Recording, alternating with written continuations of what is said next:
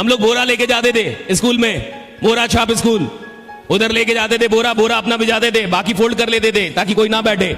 Master को पता था कोई पढ़ेगा नहीं और बच्चे पहले से तैयार थे, औकात है तो बढ़ा के दिखाओ, सब भाग जाते थे। तो अंग्रेजी की परीक्षा हम लोग पार्ले जी और टाइगर बिस्किट पे पास करते थे। मास्टर जी को पार्ले जी खिला दिया 100 में 70 नंबर, और अगर टाइगर भी खिला दिया 100 में 90 नंबर। हिसाब बहुत बराबर था, give and take, give and दो और लो। अब मैं टॉप हुआ, मेरे मां बाप ज्यादा खुश हो गए, इतने खुश हुए जितने नहीं होने चाहिए। शशीष कुछ समझ में आया? मैं कहा नहीं। कहा तुम तो टॉपर हो। लड़के जब तक आए ठीक, लड़की गांव के बोरा छाप में लड़की का बोरा वहां, लड़के का बोरा वहां, दूर दूर तक नो नेटवर्क वर्क्स। और वही मेरे सीबीएसई के दोस्त जिनका पूरा खानदान अंग्रेजी माध्यम से पढ़ा, वही मेरे सीबीएसई के दोस्त जो जिंदगी भर अंग्रेजी माध्यम से पढ़ते आए, वही मेरे सीबीएसई के दोस्त जो हर रोज मेरा मजाक उड़ाते थे कि तुम तो टॉपर हो। एक दिन ऐसा भी आया, उसी पटना में वो वहां बैठे थे अंग्रेजी सीखने के लिए, मैं यहां खड़ा था अंग्रेजी सिखाने के लिए। जिंदगी बदलती है।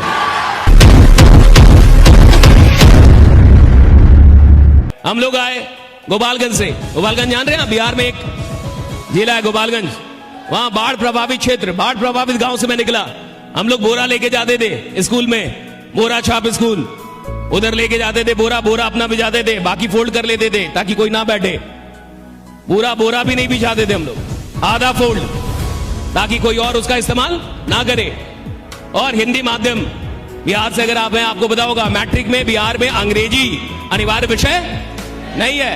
अच्छा, जो विषय अनिवार्य नहीं है उसको कोई नहीं पढ़ता, तो अंग्रेजी की घंटी सबसे अंत में होती थी, सबसे अंत में। क्यों? मास्टर को पता था कोई पढ़ेगा नहीं और बच्चे पहले से तैयार थे, औकात है तो बढ़ा के दिखाओ, सब भाग जाते थे। गवर्नमेंट स्कूल में तो भाग जाना बहुत नॉर्मल बात थी, टिफिन के बाद ही भाग जाते थे।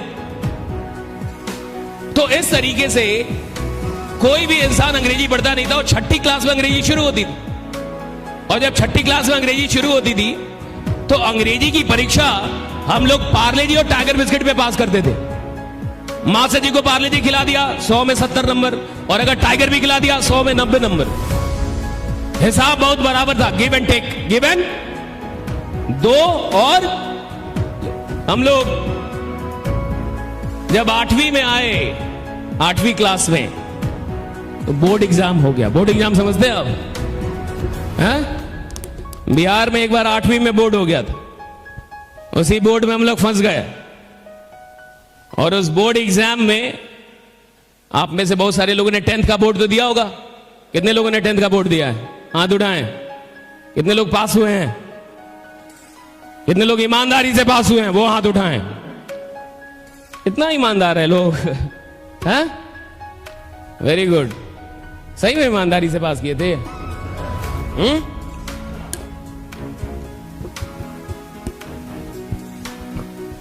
यहाँ झारखंड में ईमानदारी से परीक्षा होता है? कहां से पास करोगे? तो देखो, जब आप 10th का एग्जाम देने जा रहे होंगे, बोर्ड एग्जाम, तो डर लगा था कि नहीं? पहली बार जब आज इंसान बोर्ड एग्जाम देने जाता है तो उसको डर लगता है साहब। और एक लड़के के साथ उसका पूरा खानदान जाता है, खानदान के 7-8 लोग जाते हैं। ऐसा लगता है कि पाकिस्तान से युद्ध है। सिंपल बोर्ड एग्जाम है, और आप देखिए मम्मी जाएंगी, पापा जाएंगे, 2-4 और लोग जाएंगे बोर्ड का एग्जाम आपको दिलवाने के लिए। और बोर्ड के एग्जाम में डर तो लगता है। और देखिए, डर किसको लगता है? जिसने मेहनत की हो। अगर आपने परीक्षा की तैयारी की है, परीक्षा से जुड़े कुछ सपने हैं आपके कि मेरे को 80% आना चाहिए, 90%, तो आपको डर लगेगा। लेकिन मान लो कोई नालायक है, उसको मतलब ही नहीं है फेल हो या पास हो, तो गार्ड का डर लगेगा, तो मजे मजे में रहेगा, राइट? उसको कोई मतलब ही नहीं है रिजल्ट से, राइट? उसको मतलब ही नहीं है मैं फेल हूं या पास हो। तो देखिए, डर भी उसको लगता है जो तैयारी करता है साहब। डर खराब चीज थोड़े है, डर का मतलब है तुम तैयारी कर रहे हो।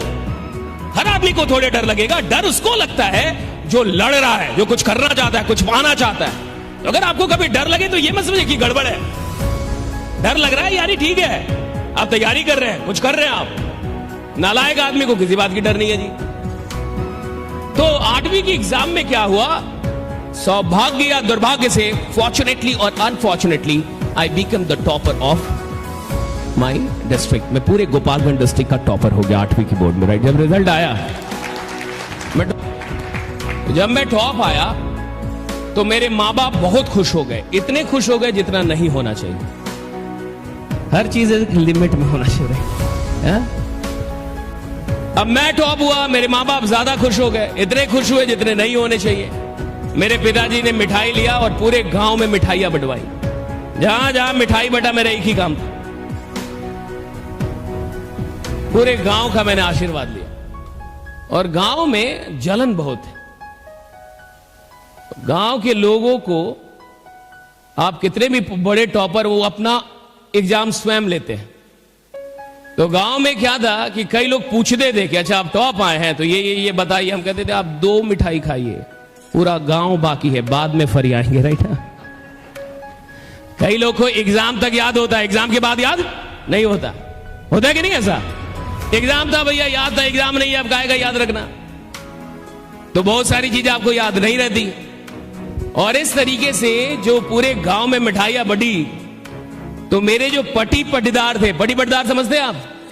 रिलेटिव्स, पड़ोसी, रिलेटिव्स, रिश्तेदार, तो वो ऊपर ऊपर से बहुत खुश थे कि फलना का लड़का टॉप आ गया। अंदर अंदर से उनको बहुत टेंशन था कि फलना का लड़का टॉप आया कैसे। जलन समझते हैं आप? गांव में जलन बहुत है। आप एक नई कार लीजिए, नई कार भाड़े पे, और उस कार को लेके गांव जाइए और 2-4 चक्कर घुमा के और शहर आ जाइए। 2 दिन में अफवाह फैल जाएगा कि आप बिहार में शराब का धंधा कर रहे हैं। तुरंत अफवाह फैला देंगे लोग कि आप कुछ गलत कर रहे हैं, आप 2 नंबर का धंधा। जलन। अच्छा, पड़ोसी पूछने नहीं आएगा आपसे कि आपने कार कैसे लिया, कहेगा हम जाएंगे उनसे पूछने। हाँ, तुम क्या साला प्रधानमंत्री हो, राइट? अडानी हो, अंबानी हो तुम? हम जाएंगे। जलन देखिए कितना है, पूछने भी नहीं आएगा।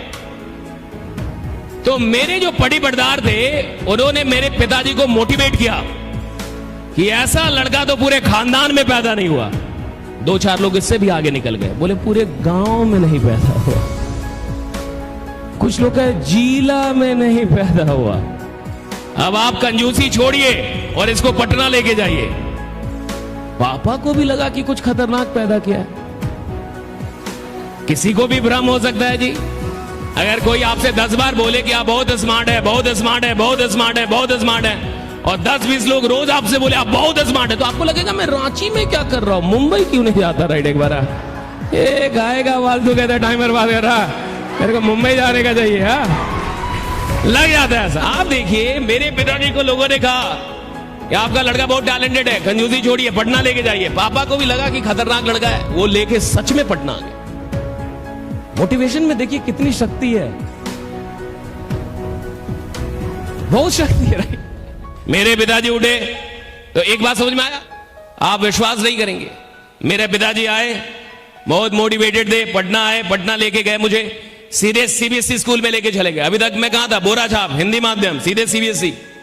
और जैसे ही प्रिंसिपल के चैम्बर में हम लोग घुसे, पापा ने पहली बात यही बोली कि मेरा लड़का गोपालगंज डिस्ट्रिक्ट का टॉपर है। प्रिंसिपल बड़ा खुश हो गया कि अब मेरे स्कूल का नाम हो जाएगा। उसने मुझे अंग्रेजी की एक किताब दी कि बेटा पढ़ दो।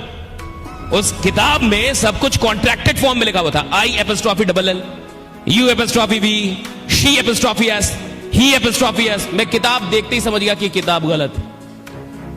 हमारे किताब में लिखा रहता था she is a beautiful girl, दूर दूर तक कोई मिलावट नहीं, स्वच्छता अभियान के साथ। पहला किताब मैंने देखा जिसमें मिलावट था, मैं देखते ही समझ गया किताब गलत है। उसने बोला पढ़ दो, फिर भी मैंने पढ़ा। जैसे ही मैंने 2 लाइन पढ़ा, प्रिंसिपल ने मुझे रोक दिया कि रुक जाओ। पापा को लग गया कुछ गलत पढ़ा है। प्रिंसिपल को पता था कि गलत पढ़ा है, और मैं पहले से ही जानता था कि जब किताब ही गलत है तो मैं क्या कर सकता, राइट? जब किताब ही गलत है तो इसमें मेरी क्या गलती है?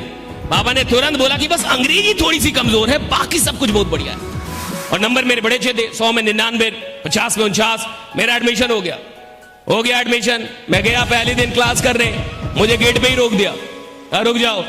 और ये मान के चलिए 9th की क्लास है, और 9th की क्लास में प्रिंसिपल गया और सबको डराया कि देखो आज से आपका कंपटीशन बहुत टफ होने वाला है, आज से गोपालगंज डिस्ट्रिक्ट का टॉपर आ रहा है। सारे बच्चे डर गए। और स्कूल में ये रहता है फर्स्ट कौन, सेकंड कौन, थर्ड कौन, कंपटीशन होता है। कॉलेज में नहीं होता, स्कूल में होता है। सारे बच्चे डर गए कि भाई कोई बहुत बड़ा उस्मान खान, कोई खतरनाक आदमी आ रहा है। मैं अंदर आया, प्रिंसिपल बाहर निकला, मैं अंदर घुसा। जैसे ही मैं अंदर आया, मुझसे एक लड़के ने पूछा, आर यू सशीश? इतनी अंग्रेजी हम लोगों ने सीख ली थी कि कब यस बोलना है, कब नो। मैं कहा यस। कहा हैव योर सीट। उसने बोला हैव योर सीट, तो मुझे लगा बैठने के लिए बोल रहा है। अगर वो बोलता हैव योर सीट तो मैं खड़ा ही रहता, राइट।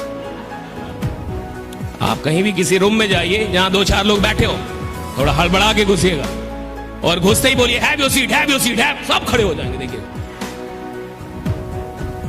इंसान देखता पहले है, सुनता बाद में है। इसलिए अगर धंधा कर रहे हो तो अमीर बनने से पहले अमीर दिखना जरूरी है, राइट। दिखने में तुम अमीर होने चाहिए, यू मस्ट लुक रिच। तुम्हें अमीर जैसा दिखने का है, थोड़ा पैसा अपने ऊपर खर्च करो, अमीर दिखो। अमीर बनने के पहले अमीर दिखो कि तुम अमीर हो। तुम खुद गरीब जैसे दिख रहे हो, उसको बोले अमीर बना दूंगा, वो कह रहे तू क्या बना है, राइट। अमीर दिखना पड़ेगा साहब अमीर बनने के लिए, इट्स वेरी इंपॉर्टेंट। दुनिया पहले देखती है, बाद में सुनती है। उसने बोला हैव योर सीट, में बैठ गया। केमिस्ट्री के टीचर आए, और केमिस्ट्री के टीचर आए, बोर्ड पे ऐसे लिखना शुरू किए। हमको लगा घर में झगड़ा हो गया है, तो क्या क्लास आना जरूरी है? इसको कर्सिव राइटिंग बोलते हैं, ऐसे ऐसे मिलावट हमने आज तक नहीं देखी थी। तो हमने बगल वाले का देखना शुरू किया, क्योंकि मुझे समझ में नहीं आ रहा था बोर्ड पे चल क्या रहा है। बगल वाले का मैंने देखना शुरू किया, बगल वाले ने देख लिया कि सशीश देख रहा है। जैसे ही केमिस्ट्री के टीचर बाहर गए, उसने मुझसे पहला सवाल किया, सशीश डिड यू गेट एनीथिंग? मैंने कहा डिड यू गेट एनीथिंग? मैंने कहा तो समझ गया कि इसको अंग्रेजी नहीं आती। तो उसने हिंदी में मुझसे पूछा, सशीश कुछ समझ में आया? मैं कहा नहीं। कहा तुम तो टॉपर हो। एक को पता चला, दूसरे को पता चला, पूरे क्लास को पता चल गया कि मुझे समझ में नहीं आ रहा। तो जब सारे क्लास को पता चल गया कि मुझे समझ में नहीं आ रहा, तो क्या आके एक एक करके कंफर्म करना जरूरी है? बट सीबीएसई के दोस्त हर क्लास के बाद एक एक करके आते थे और मुझसे पूछते थे, सशीश को समझ में आया? मैंने कहा कि नहीं। तुम तो टॉपर हो। लड़के जब तक आए ठीक, लड़की गांव के बोरा छाप में लड़की का बोरा वहां, लड़के का बोरा वहां, दूर दूर तक no network works.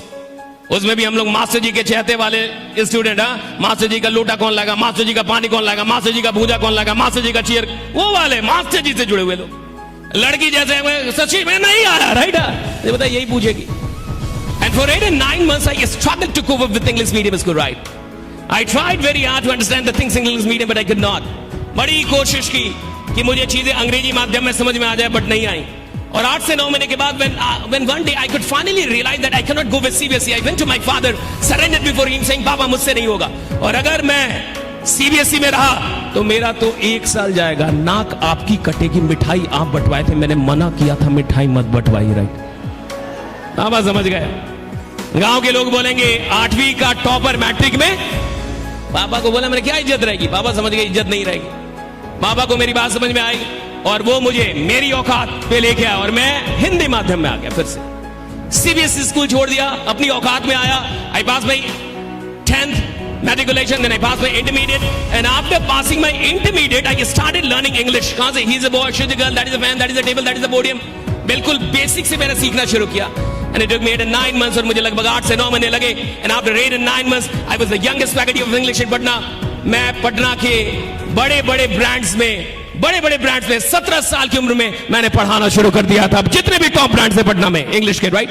And what happened one day, और एक दिन क्या हुआ, I was given an advanced English batch, and what happens in advanced English batch is that the teachers are not allowed to speak in any other language except English. So I took the class for 1.5 hours complete in English. Advance English की batches में क्या होता है कि शिक्षक को किसी और भाषा में बोलने की इजाजत नहीं होती। तो मैंने लगभग 1.5 घंटे की क्लास बिल्कुल अंग्रेजी माध्यम में ली, एकदम अंग्रेजी बोल के ली। और जैसे ही मैं क्लास के बाहर आया, as I came out of the class, suddenly girl followed me. एक लड़की ने मुझे फॉलो किया एंड शी नॉक्ड मी, उसने मुझे नॉक किया। She asked me, hello are you Sashish? उसने मुझे पूछा, क्या तुम सशीश हो? मैंने कहा yes I am Sashish. What क्या बात? उसने मुझसे दूसरा सवाल किया, have you been living in Patna for the last 5 and 6 years?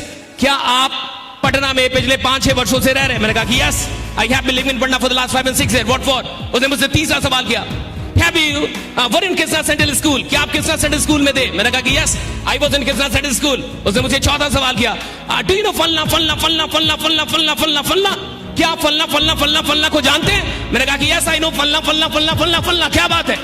कहा कि कहां जानते हो? मैं ही तो हूं, और वही मेरे सीबीएसई के दोस्त जिनका पूरा खानदान अंग्रेजी माध्यम से पढ़ा, वही मेरे सीबीएसई के दोस्त जो जिंदगी भर अंग्रेजी माध्यम से पढ़ते आए, वही मेरे सीबीएसई के दोस्त जो हर रोज मेरा मजाक उड़ाते थे कि तुम तो टॉपर हो।